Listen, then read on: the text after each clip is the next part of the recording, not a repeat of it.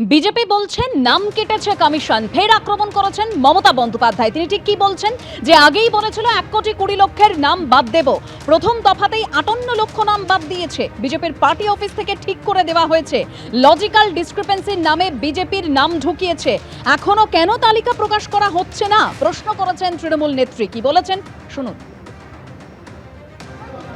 BJP দল এখন নামটা কি হয়েছে জানেন? বিজেপি পার্টির সাথে মিলিত হয়ে আমরা বলছি বিজেপি ভ্যানিশ ওয়াশিং মেশিন, ভোটকে পুরো ওয়াশিং মেশিনে ঢালে দিয়ে এসআইআর এর নাম করে মানুষের নাম বাদ দিয়ে দিচ্ছে। এরা আগে বলেছিল কি 1,20,00,000 নাম আমরা বাদ দেব। আমি সংখ্যাটা আপনাদের মিলিয়ে দিচ্ছি। 58 লাখ প্রথম ফেজেই বাদ দিয়েছে, আর তারপর লজিস্টিক্যাল ডিসক্রিপেন্সির নামে প্রতিদিন বিজেপির নাম ঢুকিয়েছে আর অন্যদের নাম কেটেছে। সেখানে 60 লাখ মানে কত হলো? 60 120, তাই তো? 58 আর 60 কত হয়? 118। তার মানে কি বিজেপি পার্টি অফিস থেকে প্ল্যান করে তৈরি করে দিয়েছে যেখানে যেখানে তৃণমূলের সিট সেখানে নাম কত, আর লিস্ট এখনো ডিক্লেয়ার করতে পারছে না কেন? My challenge to the concern person. পাগলের কথা, এই কথার কোনো উত্তরই দেওয়া যায় না। তার কারণ হচ্ছে লজিক্যাল ডিসক্রিপেন্সি, সেটা হচ্ছে আমাদের নির্বাচন কমিশনের সমস্যা।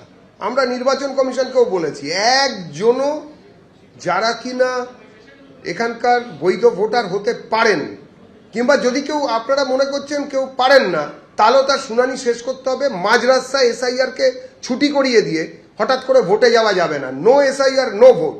এসআইআর শেষ করুন, সরকারিভাবে ঘোষণা করুন যে এসআইআর আজকে শেষ হলো, ফর্ম 7 এর নিষ্পত্তি হবে, তারপরে ভোট হবে। আর এর জন্য যদি সময় লাগে তার জন্য পুরোপুরি দায়ী তৃণমূল কংগ্রেস। বিডিও অফিসে আগুন, বিএলওদের ভয় দেখানো, ইআরও এইআরওদের প্রচণ্ডভাবে চমকানো এবং এমনকি ম্যানহ্যান্ডেল করা যারা যারা বিভিন্ন সময় পর্যবেক্ষক হিসেবে এসেছিলেন। এইগুলো তো আমরা দেখেছি, মানুষ তো দেখেছেন। দেরি হলে তৃণমূল কংগ্রেস দায়ী। ভোটের আগে বাঘাযতীনের পূর্ব ফুলবাগান এলাকায় শুটআউট, গুলিতে এক তৃণমূল কর্মীর মৃত্যু। গুলিতে মৃত্যু তৃণমূল কর্মী রাহুল দে। বাঘাযতীনের এক বহুতলের ছাদে অন্তত 3 রাউন্ড গুলি চলার খবর। সরাসরি আমাদের প্রতিনিধি আবির দত্ত আমাদের সঙ্গে রয়েছেন। আবির, বিধানসভা নির্বাচনের আর বেশি দেরি নেই এবং তার আগে এরকম বাঘাযতীনের মতো জায়গায় এরকম একটা শুটআউটের ঘটনা ঘটলো, এক তৃণমূল কর্মীর মৃত্যু হলো এবং সব থেকে বড় কথা এই ঘটনায় যার বিরুদ্ধে অভিযোগ করছে তিনিও একজন তৃণমূল কর্মী। দেখো একেবারে, এবং দুটো প্রশ্ন যেটা এলাকার প্রত্যেকটা বাসিন্দারা করছেন, সেটা হচ্ছে বহিরাগতরা কেন এলাকায় ঢুকলো, এবং দ্বিতীয়ত আগ্নেয়াস্ত্র এলো কোথা থেকে, এবং যে আহত হয়েছে তার অভিযোগের ভিত্তিতে 4 জন গ্রেপ্তার হলেও এই 4 জন যার মৃত্যু হয়েছে এবং যে আহত হয়েছে প্রত্যেকের বিরুদ্ধেই একাধিক ক্রিমিনাল অ্যাক্টিভিটিসের অভিযোগ ছিল। এই ব্যক্তিরা কিভাবে তাদের এত দাপট, 7টা ঠেক গড়িয়া অঞ্চলে, সেখান থেকে তাদের সে ঝামেলার সূত্রপাত সেটা এসে পড়লো এই পাটুলিতে। এবং এই ঘটনার পর আমরা দেখেছি যে সিপিএম প্রার্থী যাদবপুর কেন্দ্রের বিকাশ রঞ্জন ভট্টাচার্য তিনি আসেন এবং তিনি এসে কিন্তু স্পষ্টত বললেন যে পুলিশের যোগ রয়েছে, পুলিশের মদত ছাড়া এদের বাড়বাড়ন্ত হতে পারে না। দ্বিতীয়ত আমরা দেখলাম যে তৃণমূল প্রার্থী দেবব্রত মজুমদার তিনি এসে যখন পৌঁছন তখন তিনিও কিন্তু এই বহিরাগতরা কীভাবে আসছেন তা নিয়ে শঙ্কিত, এবং তিনিও স্পষ্টত পুলিশকে ফোন করে কিন্তু তিনি বললেন যাতে বহিরাগতরা না ঢোকে সেই বিষয়টা নিশ্চিত করতে হবে। এবং সাধারণ মানুষ তাকে জানালেন যে শান্ত অঞ্চল সেই জায়গাতে এই ধরনের ঘটনায় সিসি ক্যামেরা লাগানো হোক। অর্থাৎ দফায় দফায় কিন্তু একটা উত্তেজনার পরিস্থিতি এখানে যে তৈরি হয়েছে গতকাল থেকে, রাজনৈতিক তরজার জায়গাও তৈরি হয়েছে। কিন্তু আজকে যেটা দেখা যাচ্ছে যে গতকালে রাত্রিবেলা যে ঘটনা ঘটেছে সেই ঘটনায় আগ্নেয়াস্ত্র কমপক্ষে 2 থেকে 3 রাউন্ড গুলি চলেছে এবং সেই গুলিতে মৃত্যু হয়েছে এক ব্যক্তির এবং রাহুল দে নামে, এবং তার সঙ্গে যে আহত হয়েছে সেই আহত ব্যক্তি এবং তার সঙ্গে সঙ্গে রাহুল দে এবং তার সাথে যে 4 জনকে গ্রেপ্তার করা হয়েছে প্রত্যেকের কিন্তু বিভিন্ন রকম ক্রিমিনাল অ্যাক্টিভিটিস রয়েছে। যে আহত হয়েছে লিখিত অভিযোগ করেছে এই ঘটনায়, সে কিন্তু পুলিশকে জানিয়েছে যে তারা মদ্যপান করছিল। হঠাৎ করে বাইরে থেকে কিছু যুবক আসে এবং তারপরে এই ঘটনা ঘটায়।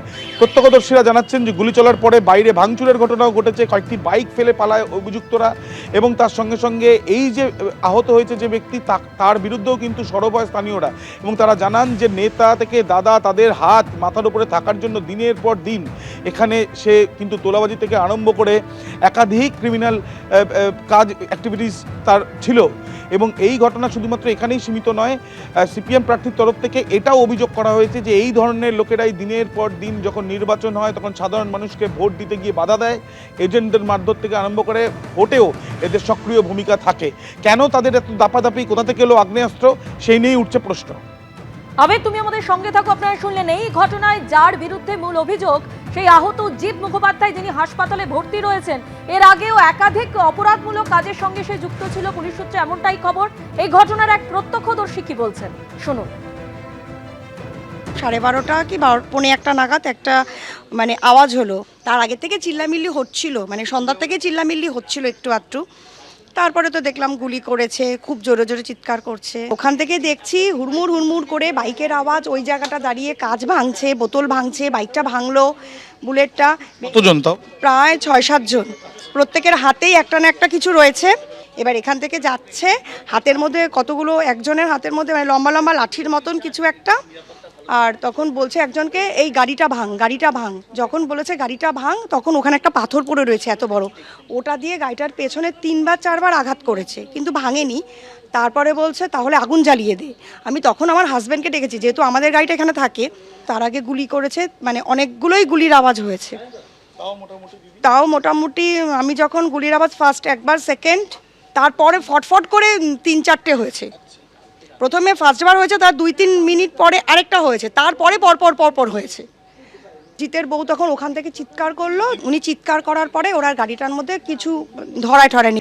তারপরে একজন হেলমেট পরে গেল, দেখলাম মাথার মধ্যে একটা হোয়াইট কালারের হেলমেট, হেলমেটটা পুরো লাল, মানে অর্ধেক হোয়াইট অর্ধেক রেড, মানে ওটা দিয়ে কিছু একটা করেছে বোঝাই গেল। বাঘা যতীনের শুট আউট আর এই ঘটনায় 4 জনকে গ্রেপ্তার করেছে পুলিশ। ধৃতদের নাম দীপ রায়, বিধান বন্দ্যোপাধ্যায়, রাজা বণিক ও জয়ন্ত ঘোষ। ঘটনাস্থল থেকে বেশ কয়েকটি বাইকও বাজেয়াপ্ত করা হয়েছে। পুলিশ সূত্রে খবর, একাধিক অপরাধমূলক কাজের সঙ্গে আহত জিৎ মুখোপাধ্যায় জড়িত থাকার অভিযোগ। জিৎ মুখোপাধ্যায়ের বিরুদ্ধে একাধিক অভিযোগও জমা পড়েছিল থানায়, তাতে কোনো কাজ হয়নি বলে অভিযোগ। কিছুদিন আগে এলাকায় আগ্নেয়াস্ত্র নিয়ে দাপাদাপি করতে গেছে জিৎ মুখোপাধ্যায় এবং রাহুলকে অভিযোগ বাসিন্দাদের। স্থানীয় কাউন্সিলরকে জানিয়েও লাভ হয়নি বলে দাবি স্থানীয়দের। পুলিশের প্রাথমিক অনুমান, টাকা পয়সার লেনদেন সংক্রান্ত কারণে খুন করা হয়ে থাকতে পারে রাহুল দেখে।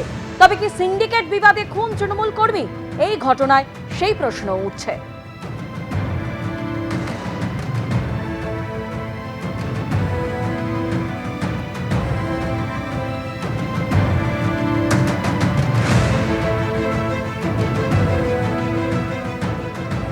এই ঘটনার পরেই আজকে ঘটনাস্থলে যান যাদবপুরের তৃণমূল প্রার্থী দেবব্রত মজুমদার। এই বাড়ি থেকে সিল করছে, এই যে নির্মীয়মান বাড়ি যেগুলো হচ্ছে, যেরকম যেখানে কেউ আসছেন, এ বাড়ি সিল করবে। এই বাড়ি দীর্ঘদিন পড়ে থাকলে এখানে ইসে হবে, রয়েছে ওপরে, হ্যাঁ সমাজ বিরোধী আসবে এখানে। ওপরে বলছি এমএলএ সাহেব একটু কথা বলুন। ওই বাড়ির পাশে যে নির্মীয়মান বাড়িটা আছে ওটাকে সিল করে দিই। ওইভাবে খালি অবস্থায় পড়ে থাকলে তো ওর ভিতরে বাইরের লোক আসবে যাবে। দীর্ঘদিন ধরে আমি